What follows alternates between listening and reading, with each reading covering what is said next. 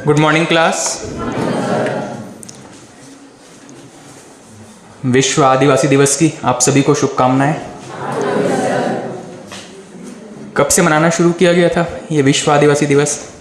किस वर्ष से शुरू किया गया था?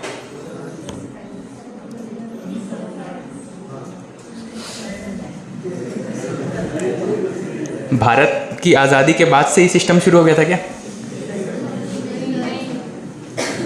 कि कुछ वर्ष पहले ही शुरू हुआ है?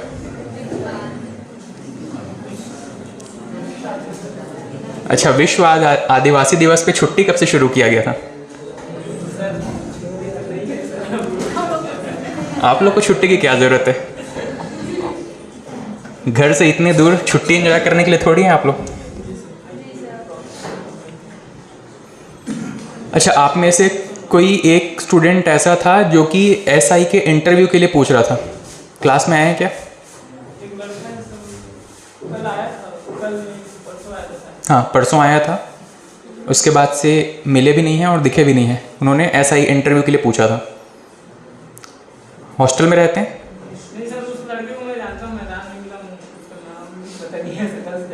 क्लास में आते हैं वो? मतलब क्लास के रेगुलर स्टूडेंट हैं या? रेगुलर नहीं सर, 2 दिन पहले आया था उसका, 2 दिन से नहीं आया। अच्छा, ठीक है। अगर उनका कांटेक्ट नंबर होगा या मिलना होगा तो उनको बता दीजिएगा, यहाँ आकर के मिलेंगे करके। ठीक।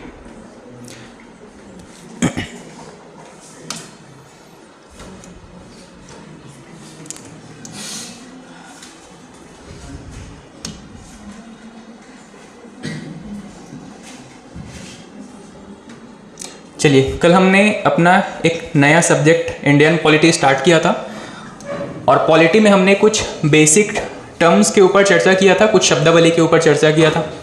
ठीक है, आज आगे कंटिन्यू करते हैं। कल हमने बात किया था संविधान क्या होता है, संविधान के कुछ क्लासिफिकेशन के बारे में बात किया था। लिखित अलिखित क्या होता है, विकसित और निर्मित क्या है, लचीला और कठोर क्या है। ठीक है, इसके बाद में नेक्स्ट अगर हम बात करें कि भारत में संविधान का निर्माण किस तरीके से हुआ, इसका एक पूरा प्रोसेस क्या रहा। तो जैसे आपको पता है कि भारत की आज़ादी कब हुई? 1947। ठीक है, इससे पहले एक लंबे समय से अगर देखा जाए तो भारत में संविधान निर्माण का बैकग्राउंड बनना शुरू हो गया था। ठीक है, हिस्ट्री में आप देखोगे तो कोई भी इवेंट अचानक से नहीं हो जाता है, उसके पीछे एक लंबा इतिहास छुपा होता है, एक बैकग्राउंड छुपा होता है। तो ऐसा ही अगर हम कुछ डेट्स की चर्चा करें तो एक है 1885 का दिनांक। ठीक है, 1885 में जो बाल गंगाधर तिलक थे, इन्होंने सबसे पहले एक स्वराज विधेयक की मांग की थी। स्वराज विधेयक क्या है? इनका एक नारा आप सभी को याद है क्या? क्या है? स्वराज मेरा जन्मसिद्ध अधिकार है और मैं इसे लेकर रहूंगा। स्वराज का मतलब क्या होता है? इसमें भी 2 शब्द छुपे हैं क्या? स्व और राज। स्व का मतलब अपना और राज का मतलब यहाँ पे है शासन से। अपने देश में अपने नागरिकों का या अपनी सरकार का शासन हो, यही डिमांड किसकी थी? बाल गंगाधर तिलक की। इसको लेकर के इन्होंने एक प्रॉपर डॉक्यूमेंट जो है वो ब्रिटिशर्स के सामने प्रस्तुत किया था। भारत में जो ब्रिटेन के कह सकते हैं कि सरकार थी या फिर क्वीन के जो भी उत्तराधिकारी ना कहें कि उनके जो भी रिप्रेजेंटेटिव थे, उनके सामने इन्होंने एक स्वराज बिल पेश किया था। ठीक है, उसके बाद में 1922 का एक डेट आता है। 1922 में गांधी जी के द्वारा भी ऐसी कुछ डिमांड रखी गई थी। ठीक है, गांधी जी के बारे में आपको पता है कि गांधी जी भारत कब लौटे थे? इससे पहले कहाँ थे? देखा जाए तो वकालत पढ़ने के लिए कहाँ गए थे? दक्षिण अफ्रीका। वहीं पे उन्होंने कुछ समय तक प्रैक्टिस किया और उसके बाद में भारत लौटे थे। भारत कब लौटे थे?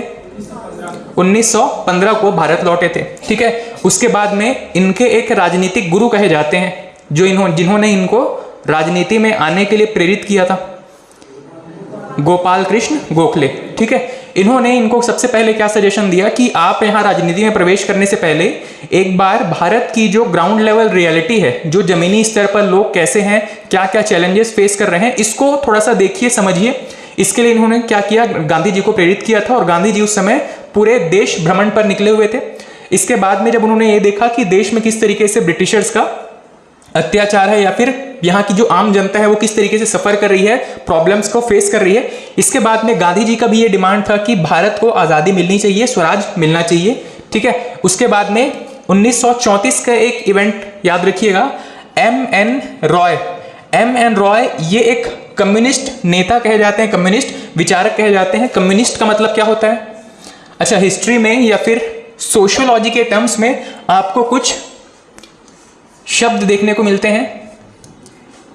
एक तो शब्द है जो सामान्य आप सभी को पता है, पूंजीवादी। एक शब्द होता है यहां पे समाजवादी, और एक होता है यहां पे साम्यवादी।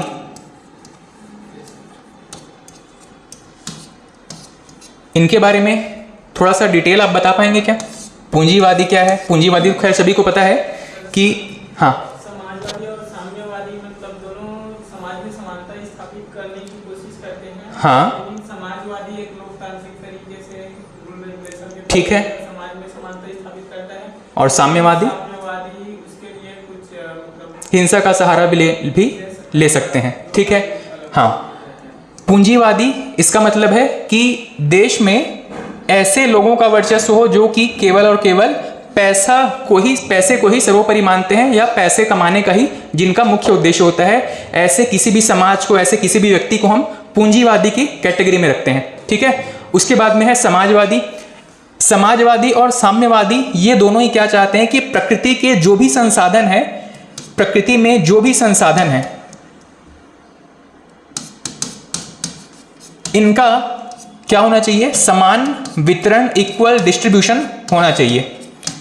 चाहे प्रकृति का हो या समाज का हो, इन सभी का समान वितरण, इक्वल डिस्ट्रीब्यूशन होना चाहिए।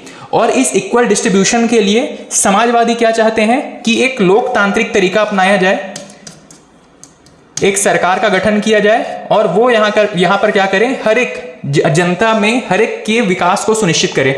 जबकि साम्यवादी क्या चाहते हैं? सरकार जैसा कोई भी स्ट्रक्चर जो है वो आम पब्लिक को एक्सप्लॉइट ही करने के लिए होता है, और यहाँ पे आम पब्लिक को ही हिंसा का सहारा लेकर के अपने संसाधनों पर कब्जा करना पड़ेगा या अपने संसाधन को छीनना पड़ेगा। ये किनका विचार है? साम्यवादी विचारधारा वाले लोगों का या इस समाज का विचार है, ठीक। तो यहाँ पर जो M.N. रॉय थे ये एक साम्यवादी विचारक थे, और इन्होंने भी क्या कहा था कि भारत को आज़ादी मिलनी चाहिए, और इस तरीके के कुछ बिल्स का इन्होंने सुझाव दिया था। उसके बाद में 1936 का एक समय है। 1936 में जब कांग्रेस का अधिवेशन चल रहा था, उस समय पे पंडित जवाहरलाल नेहरू ने कुछ बिल यहाँ पे सजेस्ट किए थे, सरकार के सामने रखे थे, जिसको कि कांग्रेस विधेयक कहा जाता है। उसके बाद में 1940, यहाँ से डेट्स आपके लिए ज़्यादा इंपॉर्टेंट है, खास करके 1940, 42 और 45-46 का, ये यहाँ तक 45-46 तक का, ठीक है। 1940 में लॉर्ड लिनलिथगो, ठीक है, भारत में जो उस समय वायसराय थे लॉर्ड लिनलिथगो, इन्होंने एक प्रस्ताव रखा था, डेट था 19 अगस्त 1940 का, ठीक है। अगस्त में ही रखा गया ये प्रस्ताव, इसीलिए इसको अगस्त प्रस्ताव कह दिया जाता है, ठीक है। प्रस्ताव क्या था? इन्होंने कहा कि द्वितीय विश्व युद्ध के बाद हम भारत को आज़ादी दे देंगे, ठीक है। लॉर्ड लिनलिथगो ने क्या प्रस्ताव रखा कि द्वितीय विश्व युद्ध के बाद, द्वितीय विश्व युद्ध जब समाप्त हो जाएगा उसके बाद हम भारत को आज़ाद करने का जो प्रोसेस है वो शुरू करेंगे। अब ये बता दीजिए कि द्वितीय विश्व युद्ध कब से कब तक चला था? 1939 से लेकर के 45 तक, और पहला 1914 से लेकर के 18 तक। 1914 से 18 तक प्रथम विश्व युद्ध था, और 39 से लेकर के 45 तक का जो समय था द्वितीय विश्व युद्ध का समय था, ठीक है। और इसी विश्व युद्ध में क्योंकि ब्रिटिशर्स भी पार्टिसिपेट कर चुके थे, अंग्रेज भी पार्टिसिपेट कर चुके थे, उनको अब क्या सप्लाई चाहिए था? यहाँ पे उनके पास लेबर फोर्स की कमी पड़ रही थी, लोगों की कमी पड़ रही थी जो सेना में जाकर के काम कर सकें। और इसी के लिए उन्होंने गांधी जी के सामने एक प्रस्ताव रखा था कि क्यों ना भारत के लोग, जो भारत के सैनिक हैं, उन्हें भी हम द्वितीय विश्व युद्ध के लिए अपने तरफ से लड़वाने के लिए भेजना शुरू करेंगे, ठीक है। गांधी जी ने इस प्रस्ताव का विरोध कर दिया था, और यहाँ पर इन्होंने, जो लॉर्ड लिनलिथगो थे, इन्होंने क्या कहा था कि द्वितीय विश्व युद्ध के बाद उनकी जो एक कह सकते हैं प्रपोजल था कि सेकेंड वर्ल्ड वॉर खत्म होने के बाद में हम भारत को आज़ाद करने की प्रोसेस शुरू कर देंगे। ठीक है, 1942 का समय आता है, एक मिशन भेजा गया भारत में ब्रिटिश जो सरकार थी उसके द्वारा, इसका नाम था क्रिप्स मिशन। ठीक है, इस क्रिप्स मिशन का विरोध क्यों हुआ? क्योंकि यहाँ पर सारे के सारे जो है सदस्य अंग्रेज थे। ठीक है, ये जो क्रिप्स मिशन था इसका भी उद्देश्य यही था कि भारत में एक लोकतांत्रिक सरकार का गठन किया जाए और उसके लिए एक संविधान सभा का गठन करने के लिए यहाँ पे लोगों को मनाया जाए। उसके बाद में 1945 का एक समय आता है, लॉर्ड वेवेल के समय में ये प्रपोजल रखा गया, एक योजना का सुझाव रखा गया, इसीलिए इसको वेवेल प्लान या वेवेल योजना कहा जाता है। ठीक है, इस समय भी क्या था, इन्होंने भारत की स्वतंत्रता की मांग को नजरअंदाज कर दिया था। उसके बाद में 1946 का जो एक मिशन था इसका नाम है कैबिनेट मिशन। ठीक है, यहां पर आपको कुछ और फैक्ट्स जो है वो यहाँ पे पूछे जाते हैं कैबिनेट मिशन के बारे में, जैसे कि कैबिनेट मिशन में कितने सदस्य थे। कैबिनेट मिशन जब भारत आया, कैबिनेट मिशन कहां से आया था? इंग्लैंड से, ब्रिटेन से ही भेजा गया था। इसका भी उद्देश्य क्या था? यहां पर एक लोकतांत्रिक सरकार का गठन हो और उस सरकार के लिए एक पहले संविधान सभा का गठन हो जो कि संविधान का निर्माण करे। ठीक है, तो जो कैबिनेट मिशन था इसमें कुछ और फैक्ट जो है वो पूछे जाते हैं आपको। कैबिनेट मिशन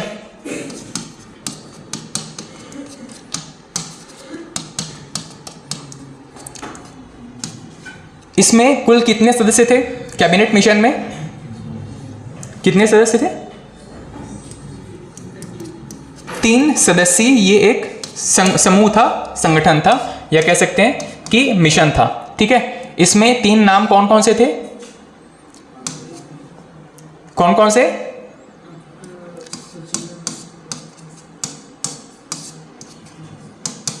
एक है स्टीफर्ड क्रिप्स, एक नाम मिलेगा आपको A.V. अलेक्जेंडर, और एक नाम कौन सा? 3 नाम यहां पे आपको याद रखने थे। एक है स्टीफर्ड क्रिप्स, एक है A.C. अलेक्जेंडर या A.V. अलेक्जेंडर कहीं पे मिलता है, और एक नाम और आपको यहां पे ध्यान रखना है, स्टीफर्ड क्रिप्स, A.C. अलेक्जेंडर या A.V. अलेक्जेंडर। एक और नाम है, कौन सा? शायद आपने सही बताया था, रदरफोर्ड। हाँ,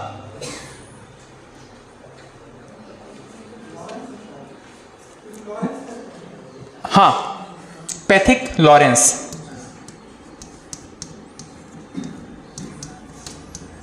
पैथिक लॉरेंस, ये 3 लोगों का एक समूह था जिसको कहा गया कैबिनेट मिशन। भारत में कैबिनेट का निर्माण करने के लिए ये मिशन आया हुआ था। ठीक है, ये 3 लोगों का समूह आया हुआ था, इसको कहा गया था कैबिनेट मिशन। ठीक, अब 1946 आते आते कैबिनेट मिशन के जो प्रपोजल था उसको भारतीयों ने इसको स्वीकार किया था, और भारतीय जो नेता थे उनकी डिमांड्स को इस मिशन ने स्वीकार कर लिया था। उनकी डिमांड्स में आपको 2 चीजें याद रखनी है। सबसे पहला तो जिन्ना जो कि मुस्लिम लीग की तरफ से थे, और नेहरू, पटेल, गांधी जी जो कि कांग्रेस की तरफ से थे। इनकी एक बेसिक सी डिमांड में डिफरेंस क्या आ गया? जिन्ना को चाहिए था पूरा पाकिस्तान, उनको एक पाकिस्तान नाम का एक अलग देश चाहिए था। ठीक है, भारतीय जो नेता थे उन्होंने इसका विरोध किया था। कई बार जिन्ना को जो है वो प्रपोजल रखा गया कि आप चाहें तो भारत के प्रधानमंत्री बन जाइएगा या फिर इस तरीके के कुछ राजनीतिक लाभ आपको दे दिया जाएगा, पर जिन्ना नहीं माने और उनको एक अलग से देश चाहिए था। ठीक है, कैबिनेट मिशन ने उसकी इस डिमांड को भी स्वीकार किया, और भारत का जो बंटवारे का जो नींव था वो यहां पर पड़ चुका था। ठीक, उसके बाद में भारत में आजादी के पहले से ही अगर हम बात करें तो संविधान सभा नाम का एक समूह का गठन किया जा चुका था। ठीक है, अब ये जो संविधान सभा था इसमें 2-3 चीजें आपको याद रखना है। संविधान सभा, इसको कहा जाता है इंग्लिश में कॉन्स्टिट्यूएंट असेंबली। ये जो संविधान सभा थी इसका मुख्य काम क्या था? संविधान का निर्माण करना, संविधान लेखन या संविधान का निर्माण करना। इस संविधान सभा को निर्माण करने के लिए जो ब्रिटिश कह सकते हैं एक डेलीगेसी आया था, एक समूह आया था, उसका नाम क्या था? Cabinet mission. कैबिनेट मिशन की सिफारिश पर संविधान सभा का निर्माण शुरू हुआ। कैबिनेट मिशन की सिफारिश पर संविधान सभा का निर्माण प्रारंभ हुआ। ये जो संविधान सभा था, इसके कंधों पर अब बहुत बड़ी चुनौती थी कि भारत जैसे डाइवर्सिटी वाले देश में, विविधता वाले देश में एक ऐसा संविधान बनाना जिस पर सभी राजी हो सकें, कुछ ऐसे नियम कानून बनाना है जिस पर सभी लोग सहमत हो सकें। ठीक है, इसके लिए एक जरूरी चीज क्या है कि सभी अपने रिप्रेजेंटेटिव भेजें। भाई जब संविधान सभा कुछ लोगों से ही मिलकर तो बनेगा, सभा में कुछ लोग शामिल होंगे, और ये लोग कहां से आएंगे, ये बड़ी चुनौती थी। ठीक है, तो यहां पे क्या किया गया, भारत की जनसंख्या के हिसाब से 10 लाख की जनसंख्या पर एक प्रतिनिधि चुना गया। चुना नहीं गया, वहां पर कह सकते हैं कि नॉमिनेट किया गया, निर्वाचित किया गया। 10 लाख की जनसंख्या पर एक प्रतिनिधि चुना गया। ठीक है, और ये प्रतिनिधि देश के विभिन्न हिस्सों से था। हर एक, जैसा कि आज हमारे यहाँ विधानसभा या लोकसभा का एक क्षेत्र है, वैसा ही उस समय 10 लाख की पॉपुलेशन के हिसाब से हर एक जगह से एक प्रतिनिधि चुन करके आया, और यही जो प्रतिनिधि थे, इन सभी ने मिलकर के भारत में संविधान निर्माण किया। इस 10 लाख की जनसंख्या के हिसाब से देखा जाए तो भारत में कुल कितने प्रतिनिधि चुने गए होंगे? कितने? भारत में जब संविधान सभा का गठन हुआ तो कुल 389 मेंबर्स चुन करके आए थे, चुन करके या निर्वाचित होकर के आए थे। ठीक है, हर एक सदस्य कितने लोगों का रिप्रेजेंटेशन कर रहे थे? 10 लाख जनसंख्या का रिप्रेजेंटेशन, प्रतिनिधित्व कर रहे थे। ठीक है, अब ये जो 389 संविधान सभा के सदस्य थे, कहां कहां से चुन करके आए थे? तो भारत जो है वो उस समय कुछ अलग अलग क्षेत्रों में बटा हुआ था। भारत कुछ ऐसे क्षेत्र थे जो कि ब्रिटेन के या फिर अंग्रेजों के सीधे कंट्रोल में था, अंग्रेजों के अधीन। कुछ ऐसे क्षेत्र थे जो कि सीधे सीधे अंग्रेजों के अधीन आते थे। ठीक है, इसके अलावा भारत में कुछ ऐसे क्षेत्र थे जिनको कि प्रिंसली स्टेट कहा जाता था। ठीक है, जो वहां पे कोई राजाओं के अधीन आते थे। हालांकि ये राजा भी पूरी तरीके से स्वतंत्र नहीं थे, ब्रिटिशर्स के कुछ शर्तों को मानते थे। ठीक है, राजाओं के अधीन क्षेत्र जिनको कि हम रियासत कहते हैं,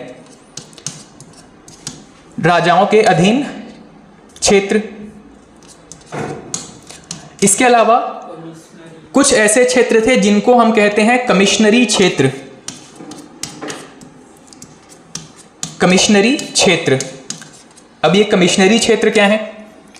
देखिए, अंग्रेजों के अधीन जो क्षेत्र हैं, जैसे कि मान लीजिए छत्तीसगढ़, एक राज्य हम मान लेते हैं कुछ समय के लिए, एक प्रांत मान लेते हैं महाराष्ट्र। मान लीजिए कि महाराष्ट्र एक ऐसा क्षेत्र है जहां पर बहुत बड़े बड़े राजा हैं जो कि सीधा सीधा अंग्रेजों के जो है, अंग्रेजों का मुकाबला कर लेते हैं और अंग्रेजों से लगातार युद्ध में संलिप्त रहते हैं। अंग्रेज क्या चाहेंगे कि वहां पर कभी भी युद्ध जैसी सिचुएशन ना हो, कभी भी बगावत उत्पन्न ना हो, तो वो पूरा का पूरा महाराष्ट्र एक बार में कब्जाने की कोशिश करेंगे।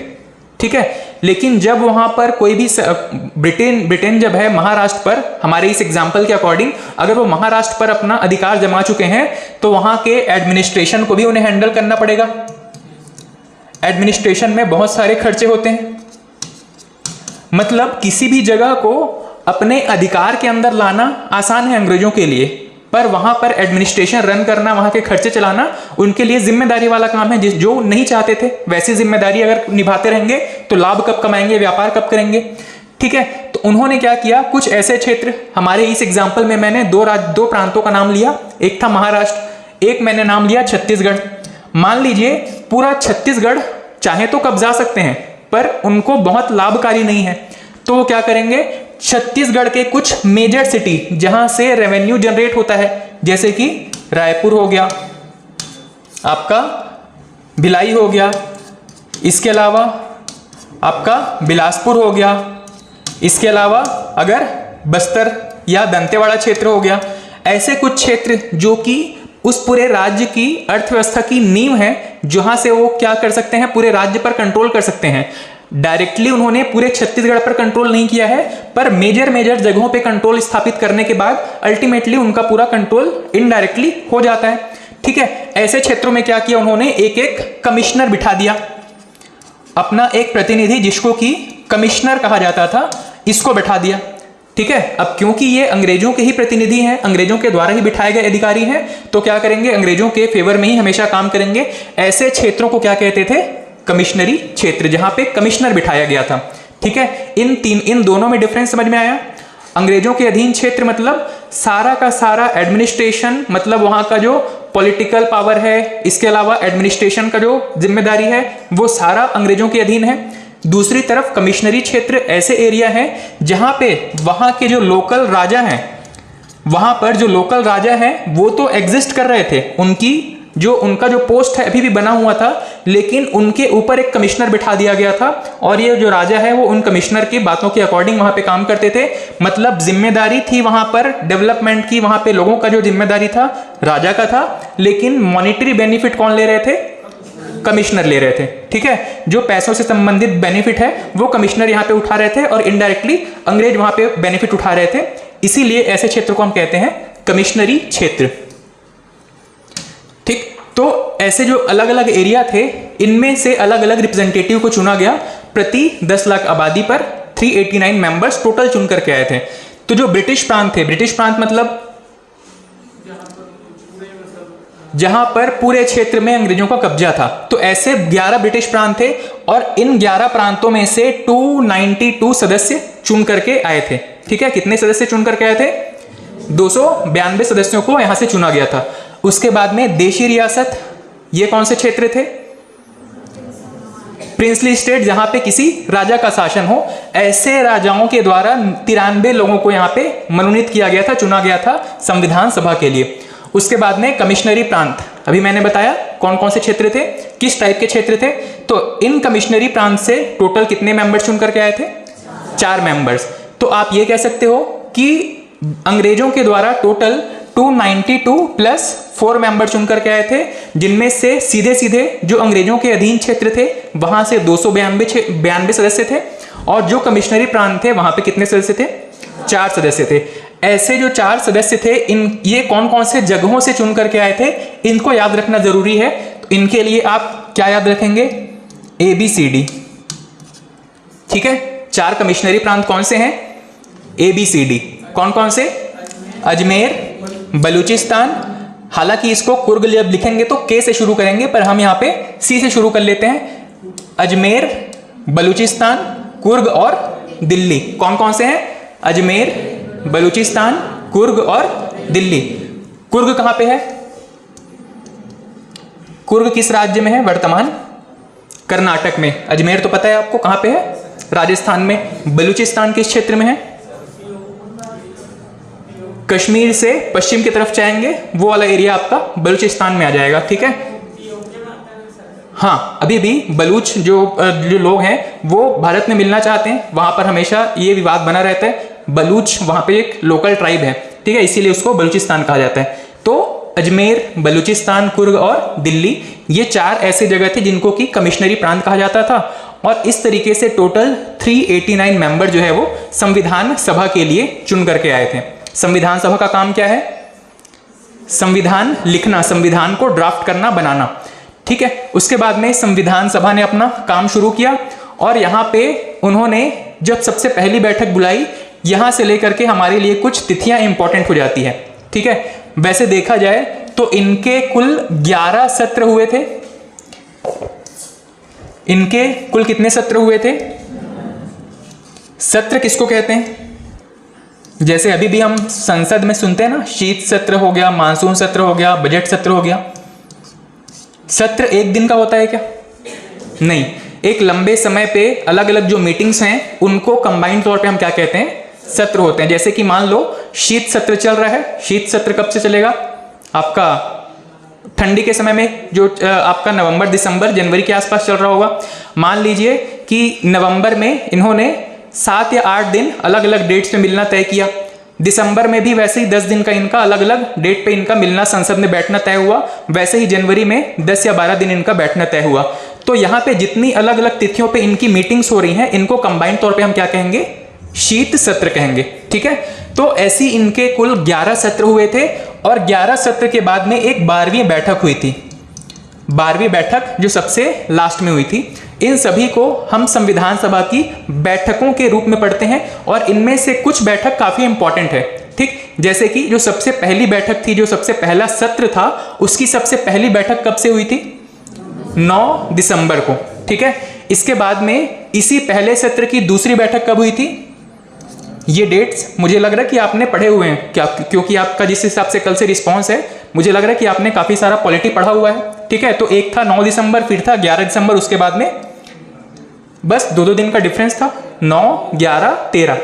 ठीक है, 9 दिसंबर इस दिन 389 मेंबर्स एक साथ एक हॉल में बैठ करके वहां पर डिस्कशन अपना शुरू किए थे। इसको हम पहली बैठक मानते हैं। ये पहली बैठक क्यों इंपॉर्टेंट है? जनरली यहां से प्रश्न क्या बनते हैं? प्रश्न पूछा जाता है कि पहली बैठक, भाई जब कोई बैठक होती है तो किसी को अध्यक्षता सौंपी जाती है। ठीक है, तो जो फर्स्ट बैठक हुई थी कब हुई थी? 9 दिसंबर को यहां पर पहली बैठक हुई थी। 9 दिसंबर को जो बैठक हुई थी, 9 दिसंबर 1946 की 47, 46, आजादी के पहले का ही बात चल रहा है भाई। 9 दिसंबर 1946 को पहली बैठक हुई थी और इस समय किसको चुना गया था अध्यक्ष के तौर पर? डॉक्टर सच्चिदानंद सिन्हा को यहां पर अध्यक्ष चुना गया था।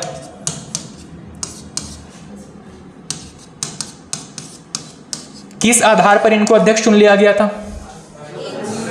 उम्र के आधार पर। ये सबसे बुजुर्ग व्यक्ति थे उस पूरे संविधान सभा में,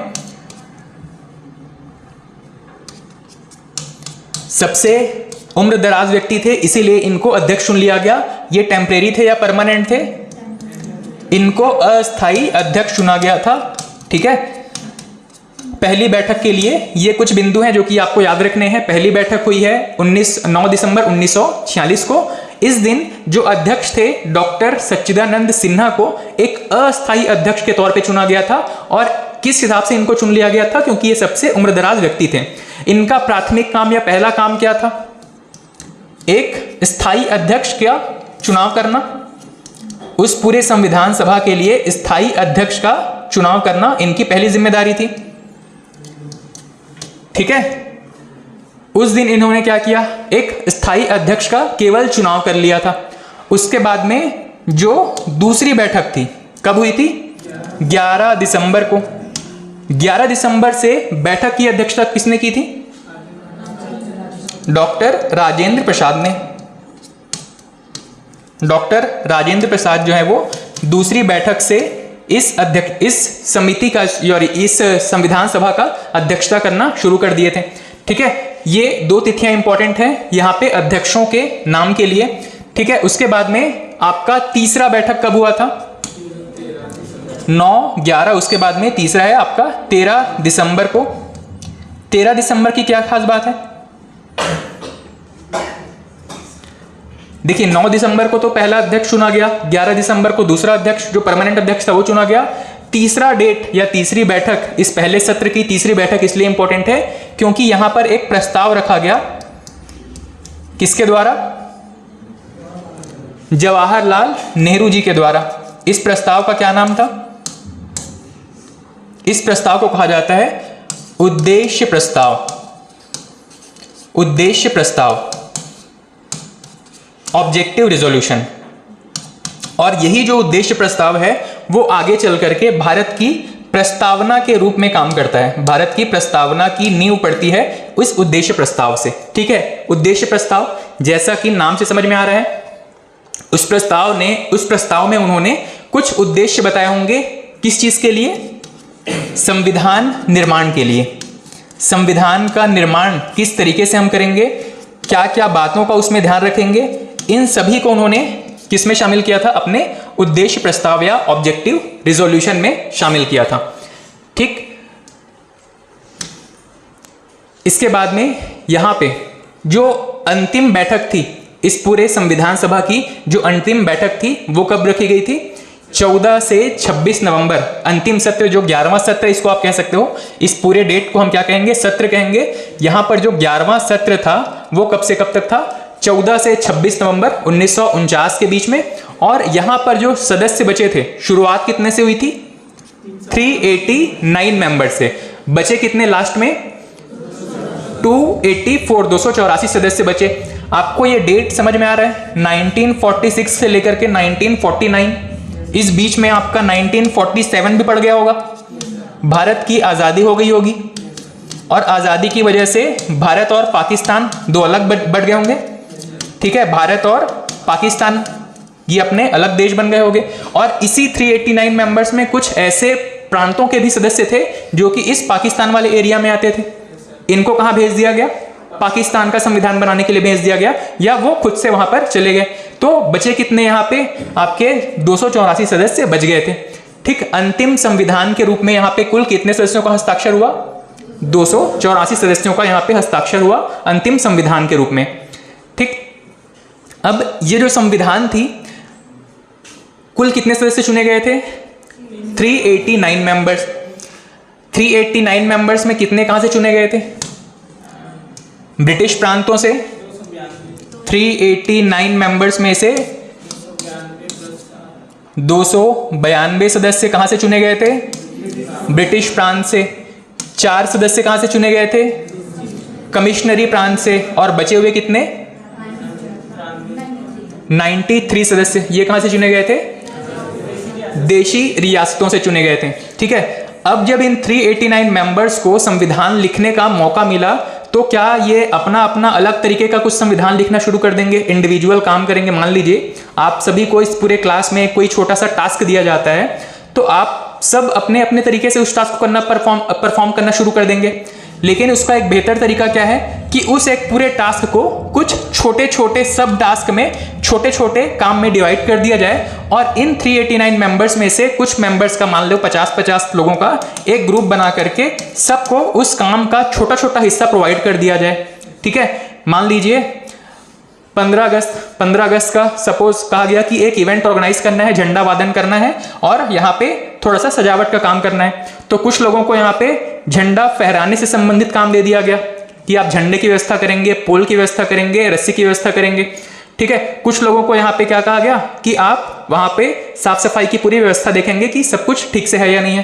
कुछ लोगों को काम दे दिया गया कि आप लोग यहाँ पे राष्ट्रगान गाने के लिए माइक और इससे संबंधित जो भी उपकरण की आवश्यकता है वो सब करेंगे। ठीक है, उसके अलावा बाकी कुछ और काम है, मिसलेनियस काम, वो इन बाकी के ग्रुप्स को दे दिया गया। इसी तरीके से यहाँ पर संविधान बनाने का जब काम हुआ, तो इन 389 मेंबर्स में से कुछ छोटी छोटी टीम्स डिवाइड कर दी गई, छोटे छोटे समूह बना दिए गए, और इन्हीं समूह को हम क्या कहते हैं? समितियों के नाम से जानते हैं संविधान में, या फिर पॉलिटी के लैंग्वेज में इन्हें हम समितियां कहते हैं। और ऐसी ही कुछ समितियों से संबंधित एग्जाम में प्रश्न पूछे जाते हैं। ठीक है, संविधान सभा में यहाँ पे कई छोटी छोटी समितियां थी जिनका कि एग्जाम में जिक्र मिलता है, प्रश्न पूछे जाते हैं। जैसे कि एक समिति का नाम है यहाँ पे संघ शक्ति समिति। ठीक, इसके अलावा एक संघ संविधान समिति, ये दोनों सेंट्रल लेवल की समितियां थी। इनका जो अध्यक्ष बनाया गया था किसको? जवाहरलाल नेहरू को। उसके अलावा एक संविधान में एक हिस्सा था मूल अधिकार वाला। मूल अधिकार और अल्पसंख्यकों से संबंधित एक छोटा सा हिस्सा था जिसकी जिम्मेदारी किसको दे दी गई? सरदार पटेल जी को दे दी गई। उसके अलावा संविधान का पूरा ड्राफ्ट प्रिपेयर करने का जिम्मेदारी किसको दिया गया? भीमराव अंबेडकर को। ये विधि विशेषज्ञ थे, कानून के ज्ञाता थे, कई सारे देशों के कानून का अध्ययन कर चुके थे। ठीक है, इनको बेहतर समझ थी कि पूरा ड्राफ्ट किस तरीके से होना चाहिए, और संविधान सभा का जो प्रारूप है इसका निर्माता हमारे डॉक्टर भीमराव अंबेडकर और इसके साथ 6 और सहयोगी को ये जिम्मेदारी दी गई। ठीक है, उसके बाद में एक है नियम समिति। अलग अलग कार्यों का संचालन किस तरीके से होगा संविधान सभा के अंदर, इससे संबंधित कुछ नियम बनाने थे। इनकी जिम्मेदारी किसको दी गई? डॉक्टर राजेंद्र प्रसाद को। उन नियमों के अंतर्गत कानून, आपके कार्यों का संचालन किस तरीके से होगा, इसकी जिम्मेदारी भी डॉक्टर राजेंद्र प्रसाद को। और एक झंडा समिति बनाई गई थी, इसकी भी जिम्मेदारी किसको दी गई? डॉक्टर राजेंद्र प्रसाद को। इसके अलावा प्रांतीय संविधान समिति, इसकी जिम्मेदारी किसको दी गई? सरदार पटेल जी को दी गई। ठीक, तो यहाँ पे हमें कुछ अलग अलग समितियां, जो कि कुछ बड़ी समितियां थी, उनकी चर्चा है यहाँ पे। वैसे बहुत सारी छोटी छोटी समितियां थी जिनकी जिम्मेदारी अलग अलग नेताओं को दी गई थी। ठीक है, तो समितियों का गठन क्यों किया गया, समिति कौन कौन सी समितियां इंपॉर्टेंट हैं और किसको इसकी जिम्मेदारी दी गई थी, ये आपको समझ में आ गया होगा। उसके बाद में हाँ, संघ शक्ति समिति और संघ संविधान समिति, इसके क्या कार्य रहे? संघ शक्ति समिति का मतलब है कि जब देश का आपका संविधान का निर्माण हो जाएगा तो केंद्र सरकार के पास में क्या क्या शक्तियां होंगी, ये एक हिस्सा हो गया। इसके अलावा जो हमारा पूरा का पूरा संविधान बनना था, ठीक है, उसका बेसिक ड्राफ्ट कौन प्रिपेयर कर रहे थे? डॉक्टर भीमराव अंबेडकर। लेकिन केंद्र और राज्य के लिए अलग अलग कौन कौन से नियम होने चाहिए उस संविधान के अंदर, उसमें जो संघ वाला हिस्सा था वो किसको दिया गया था? जवाहरलाल नेहरू जी को। ठीक है, जवाहरलाल नेहरू जी के बारे में भी आपको याद होगा कि ये भी एक क्या थे? वकील थे। ठीक है, यहाँ पे कई सारे जो जो पूरा संविधान है इसका जो एक कह सकते हैं कि इसका जो संविधान का जो विरोध करने वाले लोग हैं वो कई बार इस चीज को लेकर के भी विरोध करते हैं कि संविधान का निर्माण करने में जो सबसे ज्यादा हाथ है किसका है? वकीलों का है। इसीलिए पूरे संविधान की भाषा कैसी हो गई है? कानूनी रूप से एकदम तकनीकी भाषा का प्रयोग किया गया है जो कि आम पब्लिक की समझ से परे है। आम पब्लिक को यहाँ पे बहुत सारी चीज समझ में नहीं आती है और इसी का एक कारण है, यही एक रीजन है जिसकी वजह से आज भी सुप्रीम कोर्ट को अलग अलग समय पे अलग अलग चीजों का इंटरप्रिटेशन करना पड़ता है कि भाई संविधान में उस समय ये लिखा गया था, उसका मतलब असल में ये था। ऐसी बार बार हमको विवाद जो है देखने को मिलता है और संविधान का अलग अलग समय पे इंटरप्रिटेशन जो है वो सुप्रीम कोर्ट के द्वारा किया जाता है। ठीक है, उसके बाद में 26 नवंबर 1949 ये एक दिन था जब हमारा संविधान जो है वो लागू कर दिया गया था, प्राथमिक तौर पे लागू कर दिया गया था, जहां पे संविधान के कुछ भाग जैसे कि नागरिकता, चुनाव, संसद और कुछ ऐसे उपबंध थे जो कि अस्थायी टेम्परेरी थे, जिसमें कि आपका आर्टिकल नंबर 370 जम्मू कश्मीर के लिए था। ये सारे उपबंध जो है वो लगभग 15 अनुच्छेद यहाँ पे कब लागू कर दिए गए थे? 26 नवंबर 1949 को। उसके बाद में एक डेट हमको मिलता है 26 जनवरी 1950। 26 जनवरी 1950 वो एक दिन था जब पूरा संविधान पूरे भारत में लागू कर दिया गया था। ठीक है, अब इन दोनों तिथियों को लेकर के थोड़ा सा ये बताइएगा कि 26 नवंबर 1949 तो ठीक है, जैसे ही हमारा ये किताब कंप्लीट हुआ, संविधान नाम का जो हमारा किताब लिखना शुरू किया गया था 1949 के इस तारीख तक कंप्लीट हो गया था, इसीलिए इसको लागू कर दिया गया। कितने अनुच्छेद लागू किए गए? 15 अनुच्छेद यहाँ पे प्राथमिक तौर पर लागू कर दिए गए थे। लेकिन इसी दिन सारा का सारा संविधान लागू कर सकते थे। क्या रीजन था कि 26 जनवरी तक रुके थे? कोई शुभ मुहूर्त था क्या इस दिन? कौन सा शुभ मुहूर्त था? 26 जनवरी 1930 में इंडिपेंडेंस डे बनाया गया था। हाँ, ठीक है, 26 जनवरी ये जो तारीख थी 1930 के समय से काफी ज्यादा इंपॉर्टेंस रखती थी। 26 जनवरी 1930 को सबसे पहले भारत में रावी नदी के किनारे क्या किया गया था? 26 नवंबर 1929 को रावी नदी के किनारे ये झंडा वादन किया गया था, झंडा फहराया गया था और 26 जनवरी 1930 को यहां पर स्वराज दिवस मनाया गया था। स्वराज दिवस, पूर्ण स्वराज दिवस मनाया गया था। इसी वजह से ये 26 जनवरी का जो दिन है वो इंपॉर्टेंट हो जाता है। और 26 नवंबर को जब आधा संविधान लागू किया गया, कुछ हिस्सा लागू किया गया, तो ये देखा गया कि 26 जनवरी को हम जब पूरा संविधान लागू करेंगे, उस डेट का, उस 26 जनवरी 1930 के जो डेट थी उसका सिग्निफिकेंस हमारे हिस्ट्री में हमेशा याद रखा जाएगा, उस डेट की इंपॉर्टेंस बढ़ जाएगी। इसीलिए 2 महीने का इंतजार किया गया और 26 जनवरी 1950 को पूरा का पूरा संविधान लागू किया गया था। ठीक है, उसके बाद में इस दिन पूरा संविधान लागू हो गया था और 1930 को स्वराज दिवस मनाया गया था, पूर्ण स्वराज दिवस मनाया गया था। ठीक, उसके बाद में संविधान जब लिखने की शुरुआत की गई होगी, अलग अलग समितियों को हमने कुछ कुछ जिम्मेदारियां दे दी थी। ठीक है, जैसे कि प्रारूप समिति के अध्यक्ष कौन थे? भीमराव अंबेडकर। नियम समिति राजेंद्र प्रसाद या जवाहरलाल नेहरू? राजेंद्र प्रसाद। ठीक, अलग अलग लोगों को जब ये जिम्मेदारियां दे दी गई थी तो सभी ने अपने अपने तरीके से, अपने अपने कैपेसिटी के अकॉर्डिंग विश्व के अलग अलग संविधानों का अध्ययन करना शुरू किया और वहां से जो जो चीजें भारत के लिए पॉजिटिव थी या जिनको कि भारत में इंप्लीमेंट किया जा सकता था, उन सभी को हमारे संविधान के ड्राफ्ट में इन्होंने लिखना शुरू किया। ठीक, अब इन्होंने कौन कौन से देशों के संविधान का अध्ययन किया? तो यहाँ पे ब्रिटेन हो गया, कनाडा हो गया, जापान, अमेरिका, अफ्रीका, ऑस्ट्रेलिया, रूस, आयरलैंड, ये कुछ प्रमुख देश थे जिनके की संविधान से हमने कुछ उधार लिया है, कुछ चीज़ें वहाँ से ली हैं। पर इसके अलावा बहुत सारे देशों के संविधान का इन्होंने अध्ययन किया था। लगभग 60 देशों के संविधान का अध्ययन किया था। कितने देश? 60 देशों के संविधान का अध्ययन किया। उसमें से जो जो चीज़ें भारत में लागू की जा सकती थी उन सभी को हमने अपने ड्राफ्ट में लिखना शुरू किया। जैसे कि ब्रिटेन का जो संविधान है वैसे तो अलिखित है, पर वहाँ पे जो भी ट्रेडिशन चल रहा है उसके अकॉर्डिंग हमने देखा कि वहाँ पर एक सिस्टम है जिसको हम कहते हैं संसदीय व्यवस्था। ठीक है, जो संसदीय व्यवस्था है इसके बारे में मैंने आपसे चर्चा किया था। इसमें कौन कौन से 3 प्रमुख अंग होते हैं? एक है आपका प्रेसिडेंट, राष्ट्रपति, इसके अलावा लोकसभा और राज्यसभा। इन सभी को मिला करके हम संसद कहते हैं। ऐसी ही कुछ व्यवस्था जो है वो ब्रिटेन में भी पहले से थी। ठीक है, ब्रिटेन में जो किंग या क्वीन होते थे वो वहां पे एज अ प्रेसिडेंट काम कर रहे हैं। इसके अलावा लोकसभा और राज्यसभा जैसा भी कुछ सिस्टम उनके यहाँ पहले से था। ठीक, तो जो संसदीय व्यवस्था है वो हमने किस देश की व्यवस्था से लिया है? ब्रिटेन से इसको बोरो किया है। ब्रिटेन का जो सिस्टम था वहां से हमने इसको कॉपी किया है। उसके अलावा ये जो ब्रिटेन का जो संविधान जिसको कि हम संसदीय शासन के नाम से जान रहे हैं, जो सिस्टम है इसको संसदीय शासन के नाम से जान रहे हैं। एग्जाम में आपको एक टर्म, एक शब्द, एक कीवर्ड मिल सकता है वेस्टमिंस्टर। जो आपको पीडीएफ मिला होगा, हो सकता है उसमें करेक्शन करने की जरूरत पड़ेगी। वेस्टमिंस्टर लिखा होगा, असल में ये वेस्टमिंस्टर है। वेस्टमिंस्टर क्या है? ब्रिटेन में एक जगह का नाम है। ब्रिटेन में एक जगह का नाम है जहां पे क्या लोकेटेड है उनका? संसद।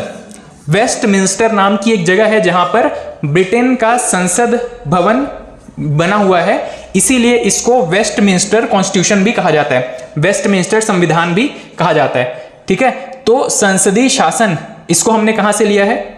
ब्रिटेन से लिया है। इसके अलावा भारत में विधि निर्माण या कानून निर्माण की जो प्रक्रिया है इसको हमने कहां से बोरो किया है?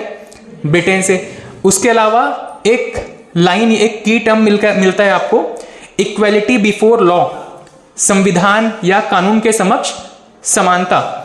ये शब्द, ये जो पैराग्राफ, ये जो कह सकते हो कि एक फ्रेज है, ये भी कहां से लिया गया था? ब्रिटेन से। इसके अलावा रूल ऑफ लॉ, विधि का शासन, ब्रिटेन में एक फेमस ऑथर थे, इनका नाम था प्रोफेसर डाइसी। इनका एक फेमस कोट है विधि का शासन के ऊपर। यही जो विधि का शासन फ्रेज है वो भी हमने कहां से लिया है? ब्रिटेन से लिया है। इसके अलावा देश में एकल नागरिकता, मंत्रिमंडल प्रणाली और द्विसदनीय व्यवस्था, ये सब भी हमने कहां से लिया है? ब्रिटेन से लिया है। ठीक है, तो ब्रिटेन से हमने क्या क्या चीजें ली? ब्रिटेन से सबसे पहले देश का जो सिस्टम है वो किस तरीके से चलेगा? संसद के द्वारा चलेगा। संसदीय व्यवस्था कहां से लिया गया? ब्रिटेन से लिया गया। संसदीय व्यवस्था के बाद में कुछ जो प्रश्न यहां से पूछे जाते हैं, जैसा कि बताया आपने, कानून के समक्ष समानता,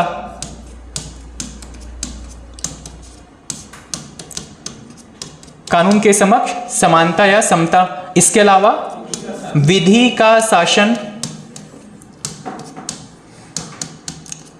इसके अलावा एकल नागरिकता। यूएसए में किस तरीके की नागरिकता है? दोहरी नागरिकता है, मतलब वहां पर राज्य की अलग नागरिकता मिलती है और देश के लिए अलग नागरिकता मिलती है। भारत में कैसी नागरिकता है? एकल नागरिकता। आपको राज्यों के लिए अलग से नागरिकता का कोई प्रोविजन नहीं है। इसके अलावा एकल नागरिकता के बाद में द्विसदनीय व्यवस्था। द्विसदनीय व्यवस्था इसका मतलब क्या है? वहां के जो संविधान में एक लोकसभा राज्यसभा जैसी संरचना है, वैसे ही भारत में भी जो संसद है वहां पे एक लोकसभा है और एक राज्यसभा है। ये कुछ प्रमुख प्रोविजन है जो कि ब्रिटेन के संविधान से हमने लिया हुआ है। उसके बाद में अगर हम बात करें अमेरिका के संविधान से हमने क्या क्या चीजें ली? सबसे पहले है स्वतंत्र न्यायपालिका। इसके अलावा मूल अधिकार नाम का जो हमारा चैप्टर है वो भी हमने कहां से लिया? अमेरिका से। राष्ट्रपति को हटाने की एक प्रक्रिया होती है जिसको हम क्या कहते हैं? महाभियोग कहते हैं। ये भी कहां से लिया गया? अमेरिका से। उसके बाद में कानूनों का समान संरक्षण, इक्वल प्रोटेक्शन ऑफ लॉ, ये भी हमने कहां से लिया है? अमेरिका से।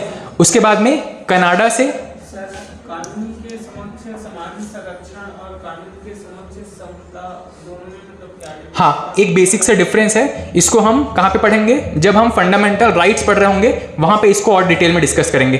ठीक है, फिलहाल यहाँ पे आप ये देखिएगा कि कनाडा से क्या क्या लिया गया। राज्यपाल नाम का एक पद जो है कहाँ से लिया गया है? कनाडा से लिया गया है। उसके बाद में संघात्मक व्यवस्था, इसको कहा जाता है फेडरल सिस्टम। फेडरल सिस्टम ये कहाँ से लिया गया है? ये भी कनाडा से लिया गया है। उसके बाद में सेंटर और स्टेट, केंद्र और राज्यों के बीच में संबंध कैसा होगा, इसको भी कहाँ से लिया गया? कनाडा से। उसके बाद में केंद्र का शक्तिशाली होना, ये जो प्रोविजन है वो भी कहाँ से है? कनाडा से। नेक्स्ट है आयरलैंड। आयरलैंड किस कॉन्टिनेंट, कौन से महाद्वीप का है? यूरोप महाद्वीप का एक देश है आयरलैंड। ठीक है, यहां से एक इंपॉर्टेंट चीज हमने क्या बोरो किया है, क्या लिया है? नीति निर्देशक तत्व, जिसको हम किस नाम से जानते हैं भारत में? DPSP, directive principle of state policy कहते हैं इसको, राज्य के नीति निर्देशक तत्व। जापान से एक शब्द हमने लिया है विधि द्वारा स्थापित प्रक्रिया। ठीक है, उसके बाद में दक्षिण अफ्रीका से क्या लिया हमने? एक किताब लिख लिए हैं जिसमें हो सकता है फ्यूचर में चेंजेस करने की जरूरत पड़े, संविधान भी हो सकता है ऐसी जरूरत पड़े, इसको हम कहेंगे संविधान संशोधन। इस संविधान संशोधन की जो प्रक्रिया है वो कहां से ली गई है? दक्षिण अफ्रीका से। फिर रूस से हमने क्या लिया? मूल कर्तव्य, फंडामेंटल ड्यूटीज, ऑस्ट्रेलिया से। ऑस्ट्रेलिया से हमने लिया समवर्ती सूची। आपका जो शेड्यूल 7 है, जहां पे मैंने आपसे पहले भी डिस्कस किया है, एक है केंद्र सूची, एक है राज्य सूची, और तीसरा क्या है? समवर्ती सूची। समवर्ती सूची का मतलब है जहां पे केंद्र और राज्य दोनों कानून बना सकते हैं, ऐसी जो लिस्ट है इसको हम कहते हैं समवर्ती सूची। ऑस्ट्रेलिया से लिया गया है। उसके बाद में फ्रांस से क्या लिया गया? गणराज्य। गणराज्य कहने का मतलब है जहां पर देश का सर्वोच्च पद जो है वो इलेक्टेड होगा, नॉमिनेटेड और इलेक्टेड होगा, ना कि वंशानुगत होगा। ठीक है, उसके बाद में जर्मनी से एक संविधान का एक हिस्सा जो लिया गया है, इसको हम कहते हैं वाइमर संविधान। वाइमर संविधान का मतलब है कि जब देश में आपातकाल लागू होगा उस समय हमारे कुछ मूल अधिकार सुरक्षित रहेंगे, जैसे कि आपका आर्टिकल नंबर 20 और 21। यहाँ पे जो जीवन का अधिकार है वो हमेशा सुरक्षित रहेगा। ये चीज़ कहाँ से लिया गया है? जर्मनी से। ठीक है, जर्मनी से जो संविधान का जो हिस्सा लिया गया है, जर्मनी के संविधान को असल में वाइमर संविधान, वाइमर कॉन्स्टिट्यूशन कहा जाता है। ठीक है, यहाँ से हमने क्या लिया? आपातकाल के समय कौन कौन सी चीज़ों को हम हटा नहीं सकते हैं, मूल अधिकारों का स्थगन, और साथ ही मूल अधिकारों का कौन सा हिस्सा स्थगित नहीं होगा, ये सारी बातें हमने कहाँ से ली हैं? जर्मनी के संविधान से लिया हुआ है। ठीक है, उसके बाद में संविधान का जो अलग अलग हिस्सा है उसमें क्या क्या चीज़ें शामिल है मैंने आपसे कल बताया था। एक होता है भाग, एक होता है अनुच्छेद, और एक है अनुसूची। इतनी चीज़ें हमारे काम की हैं। जब हम संविधान मूल किताब जब पढ़ेंगे आपको बाकी की चीज़ें भी वहाँ पे देखने को मिलेंगी। ठीक है, तो भाग याद रखेंगे, अनुच्छेद और अनुसूची, ये 3 शब्द याद रखेंगे। उसके बाद में अगर हम संविधान का जो मुख्य हिस्सा है वो जब हम पढ़ना शुरू करते हैं, अब हम सीधे आ जाते हैं हमारा जो संविधान नाम का ये जो किताब है, इसमें 4 मुख्य हिस्से हैं। सबसे पहला कौन सा है? प्रस्तावना। यहां से भी काफी प्रश्न बनते हैं प्रस्तावना से। उसके बाद में हमारा भाग या अध्याय, इस भाग के अंदर कुछ आर्टिकल हैं जिनको कि हम अनुच्छेद कहते हैं, और इन सभी से अलग कुछ डेटा है जिनका की एक लिस्ट मेंटेन करने की जरूरत पड़ती है, इसको हम क्या कहते हैं? अनुसूची कहते हैं, शेड्यूल कहते हैं। ठीक, अगर हम शुरुआत करें सबसे पहले कि भाग कौन कौन से हैं, तो भारत में जो संविधान है इसमें कुल कितने भाग हैं? 22 भाग हैं। कितने आर्टिकल हैं, कितने अनुच्छेद हैं? 395 अनुच्छेद हैं। ओवरऑल 395 हैं। लेकिन अगर हम इसको इंडिविजुअली कैलकुलेट करना शुरू करें तो लगभग 450 से ज़्यादा हमारे पास आर्टिकल्स हैं। पर एग्जाम में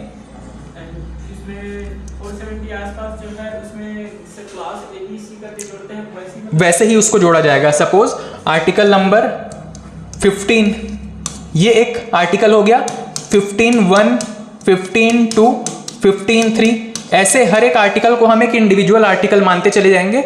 जब इसको एक नंबर के हिसाब से कैलकुलेट करेंगे 1 2 3 4 इस तरीके से, तब ये कितना हो जाएगा 470 या इससे भी ज़्यादा हो सकता है। उसके बाद में अनुसूची, भारत में जब अनुसूची या शेड्यूल की चर्चा करें तो कुल कितने अनुसूचियां हैं? संविधान नाम की जो किताब हम पढ़ रहे हैं इसमें कितनी अनुसूचियां हैं? 12 अनुसूचियां हैं। क्या शुरुआत से 12 थे? पहले कितने थे? 8 अनुसूचियां थी। ठीक है, संविधान में शुरुआत में 8 अनुसूचियां थी, बाद में इसमें अनुसूची ऐड करते करते कितने हो गए? 12 अनुसूची हो गए।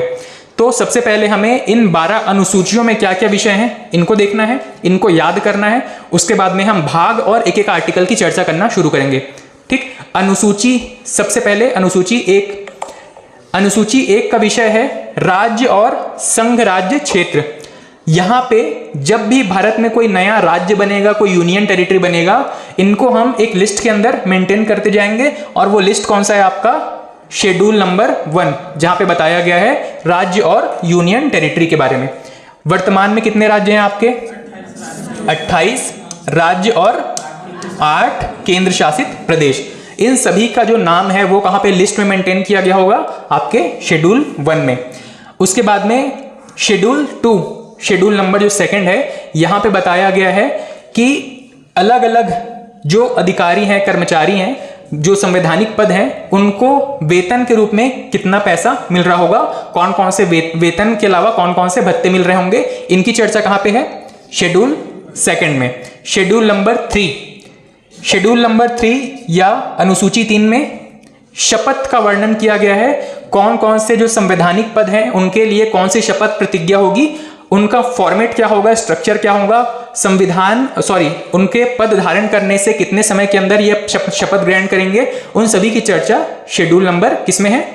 3 में है। उसके बाद में शेड्यूल 4, यहां पे बताया गया है राज्यसभा। राज्यसभा संविधान, आपके संसद का एक हिस्सा है।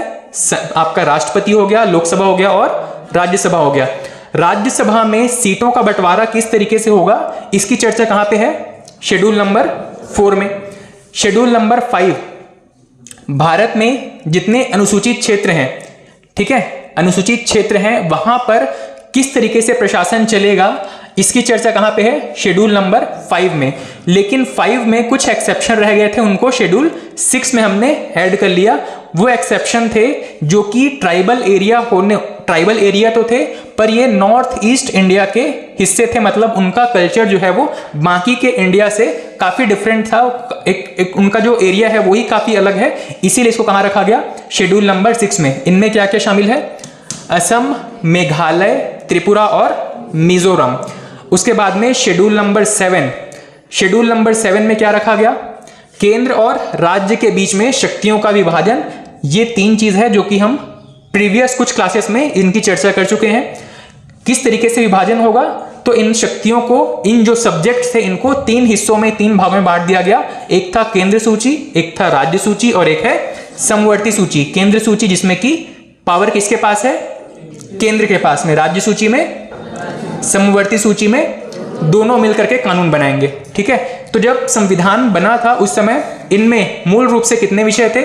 केंद्र सूची में 97 विषय दिए गए थे जहां पे केंद्र डोमिनेट करेगी। ठीक है, इनका जो है विशेषाधिकार होगा कानून बनाने के लिए। 66 विषय ऐसे रखे गए थे जहां पर राज्य को पावर दी गई थी और 47 विषय ऐसे रखे गए थे जहां पे दोनों सहमति से कानून बनाएंगे।